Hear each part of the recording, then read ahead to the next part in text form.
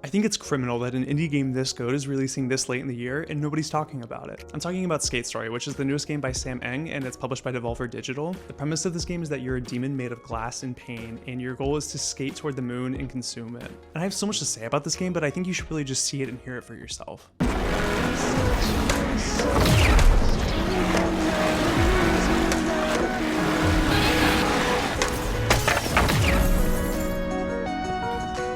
I think what's so cool about this game is how much of the creator's perspective and worldview is communicated to you through the visual and sound design. One of the things that stood out to me most clearly in that clip was when you fall and break, the music actually gets louder instead of stopping, and it feels almost like you're reaching a second phase boss fight where the music cranks up. What it tells me is that this developer doesn't view failure as a barrier or something that should stop your progress, but rather failure as a necessary step to actually achieving your goal. I think one thing that we can derive from the developer's worldview is that when the body breaks into hundreds of pieces of glass, he views the soul as not just your body, but as a form of action. Who you are isn't what you think, but more so what you do. And I think he really clearly signposts this in the overall story structure. So the first level, your first opponent is a statue named the Philosopher.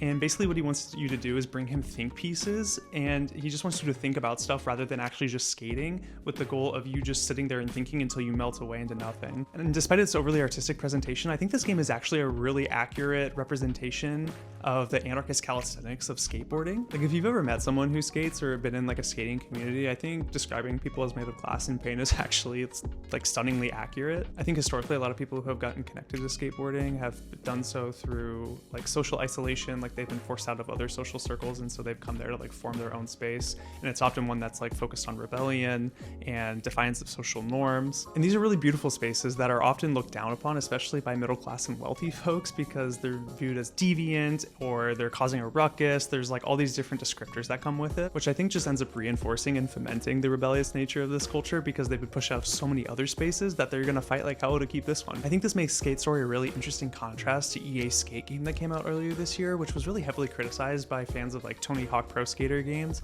because it was very heavily sanitized. It takes place in these like really clean cities.